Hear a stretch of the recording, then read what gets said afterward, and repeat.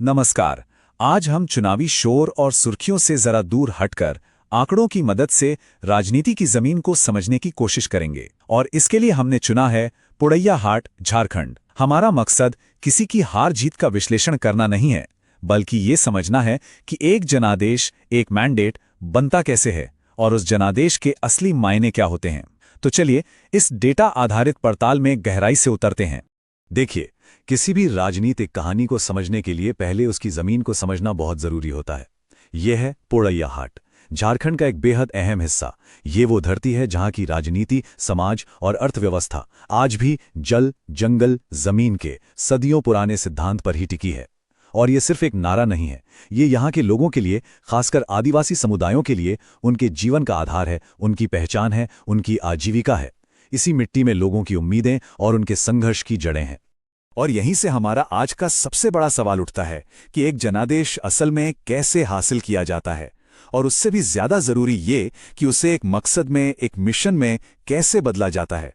हम इन चुनावी नतीजों की एक तरह से फोरेंसिक जांच करेंगे, ये देखने के लिए कि जनता का हर एक वोट सिर्फ जीत हार का आंकड़ा नहीं होता, बल्कि वो एक गहरी उम्मीद और एक बहुत बड़ी जिम्मेदारी का पैगाम होता है।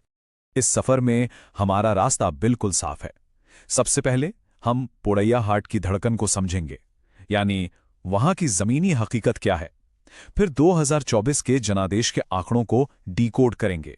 उसके बाद नतीजों के पीछे छिपे कारणों का विश्लेषण होगा।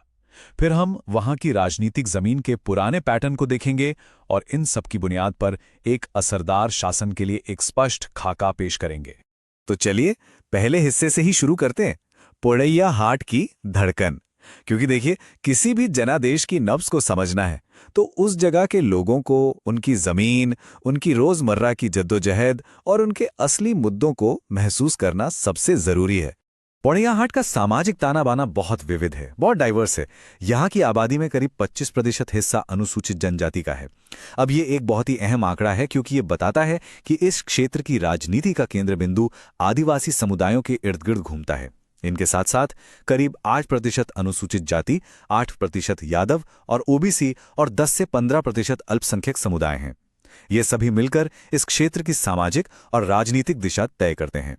और इन समुदायों की सबसे बड़ी चिंताएं क्या हैं, जमीनी हकीकत क्या है? सबसे पहले स्थानीय स्तर पर नौकरियों की भारी कमी, जिसका सीधा नतीजा है युवाओं का पलायन। उन्हें काम के लिए अपने घर, अपने गांव छोड़कर जाना पड़ता है। दूसरी बड़ी चिंता है अपनी जमीन के अधिकार पर मंडराता खतरा, विकास के नाम पर विस्थापन का डर। और तीसरा, स्वास्थ्य और शिक्षा जैसी बुनियादी सुविधाओं का अभाव। ये सिर्फ शिकायतों की एक लिस्ट नहीं है, ये लोगों के रोजमर्रा के जीवन, उनके आत्मसम्मान और उनके भविष्य से जुड़े हुए गहरे सवाल हैं। चलिए अब जमीन की इस आवाज को आंकड़ों की भाषा में सुनते हैं। याद रखिए, ये संख्याएं सिर्फ नंबर नहीं हैं, ये जनता की तरफ से भेजे गए बहुत साफ और मजबूत संकेत हैं। पहला और सबसे बड़ा संकेत 70.26% मतदान। यह आंकड़ा पिछले कई दशकों में सबसे ज्यादा है। जब इतने सारे लोग वोट डालने के लिए अपने घरों से बाहर निकलते हैं तो इसका एक ही मतलब होता है कि चुनाव के मुद्दे उनके लिए बहुत मायने रखते थे। ये खामोशी का नहीं, बल्कि एक सक्रिय भागीदारी का सबूत है। ये दिखाता है कि लोग चुप नहीं थे, वो अपनी राय जाहिर करना चाहते थे। दूसरा और बेहद महत्वपूर्ण संकेत, विजेता गठबंधन को मिला 52.90% वोट। देखिए, राजनीति में 50% का आंकड़ा पार करना सिर्फ एक गणितीय जीत नहीं होती, ये एक निर्णायक बहुमत होता है। इसका मतलब है कि चुनाव में हिस्सा लेने वाले हर 2 में से 1 से ज्यादा मतदाता ने इस गठबंधन के पक्ष में वोट दिया। ये एक बहुत स्पष्ट जनादेश है। और तीसरा संकेत जो इस जनादेश को और भी पुख्ता करता है, वो है जीत का अंतर 15.32%। ये कोई मामूली बढ़त नहीं है जहां हार जीत का फैसला कुछ 100 वोटों से हो जाए। 15% से ज्यादा का अंतर एक ऐसी जीत है जिस पर कोई सवाल नहीं उठाया जा सकता। ये मतदाताओं की ओर से एक बिल्कुल साफ और दो टूक फैसला है। तो यह है 2024 के चुनाव की पूरी तस्वीर। कांग्रेस गठबंधन के उम्मीदवार प्रदीप यादव को 1,17,000 से ज्यादा वोट मिले। वहीं बीजेपी के उम्मीदवार देवेंद्र नाथ सिंह को 83,000 से कुछ ज्यादा। जीत और हार के बीच 34,130 वोटों का सीधा सीधा फासला रहा। लेकिन अब असली सवाल यह है कि ये आंकड़े हमें सत्ता के नीचे की कहानी के बारे में क्या बताते हैं। ये जीत सिर्फ एक उम्मीदवार की थी या इसके पीछे कुछ बड़े व्यवस्थागत कारण काम कर रहे थे? अब हम अपने विश्लेषण के सबसे अहम हिस्से में आते हैं। हम ये समझने की कोशिश करेंगे कि ये नतीजा क्यों आया, और हमारा ध्यान किसी व्यक्ति या उम्मीदवार पर नहीं होगा, बल्कि उन व्यवस्थागत ताकतों पर होगा जिन्होंने इस जीत की नींव रखी। हमारी पड़ताल में जीत के 3 मुख्य स्तंभ सामने आते हैं। पहला, एक मजबूत और एकजुट विपक्ष। कांग्रेस, जेएमएम, आरजेडी और सीपीआई-एमएल का साथ आना। इससे बीजेपी विरोधी वोट बंटने से बच गए। दूसरा, उम्मीदवार का खुद 4 बार विधायक रह चुकना। इतने लंबे अनुभव का मतलब है जमीन पर एक मजबूत और व्यक्तिगत नेटवर्क। और तीसरा, शायद सबसे जरूरी, एक ऐसा चुनावी अभियान जो पूरी तरह से स्थानीय मुद्दों पर केंद्रित था। नौकरी, जमीन के अधिकार और पलायन। इस अभियान ने लोगों की असल जिंदगी की परेशानियों से सीधा संवाद किया। और यहीं पर हमारे संवैधानिक मूल्य हमें रास्ता दिखाते हैं। हमारे संविधान का मूल आधार है व्यक्ति की गरिमा का सम्मान।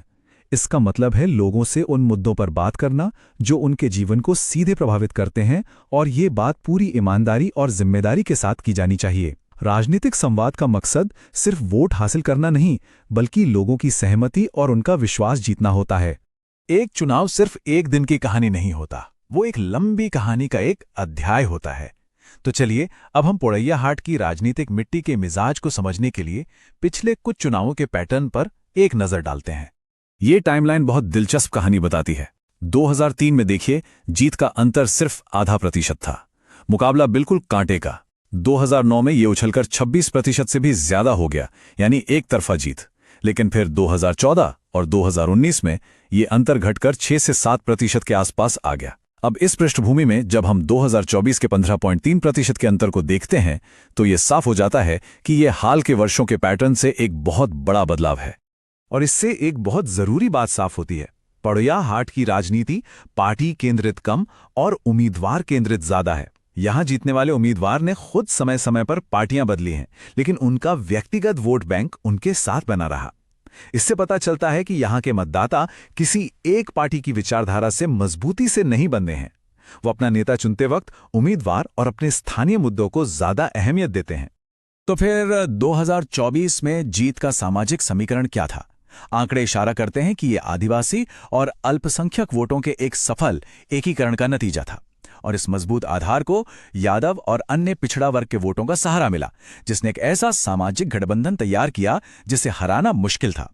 ये चुनाव सिर्फ राजनीतिक दलों का नहीं, बल्कि सामाजिक समूहों के एक साथ आने का भी चुनाव था। यहां तक हमने विश्लेषण किया। अब हम समाधान की ओर बढ़ते हैं, क्योंकि जनादेश जीतना एक मंजिल नहीं, एक जिम्मेदारी की शुरुआत है। उस जनादेश को एक मिशन में कैसे बदला जाए, उस वादे को जमीन पर कैसे उतारा जाए। आंकड़ों के आधार पर यहां प्रभावी शासन के लिए एक व्यवहारिक खाका है। ये जन केंद्रित शासन 4 स्तंभों पर खड़ा है। पहला, रोजगार, यानी स्थानीय आर्थिक अवसर बनाना ताकि युवाओं को पलायन न करना पड़े। दूसरा, बुनियादी ढांचा और कल्याण, यानी पानी, बिजली, स्वास्थ्य जैसी जरूरी सेवाओं की डिलीवरी का सबूत देना, सिर्फ वादे नहीं। तीसरा, शिकायत निवारण, एक ऐसी व्यवस्था जहां लोगों की शिकायतों का एक तय समय में समाधान हो।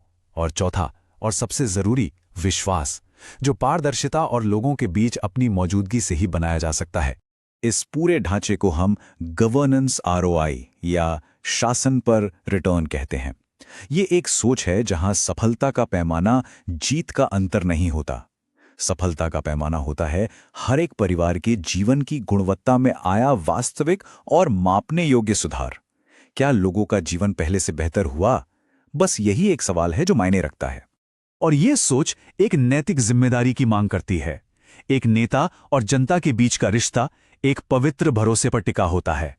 लोगों से जुड़ी किसी भी जानकारी का इस्तेमाल बहुत सावधानी और उनकी सहमति से किया जाना चाहिए, और उसका एकमात्र मकसद उनकी बेहतर सेवा करना होना चाहिए। यह सिर्फ एक कानूनी नहीं, बल्कि एक नैतिक कर्तव्य है। अब हम इस पूरी चर्चा के आखिरी पड़ाव पर हैं।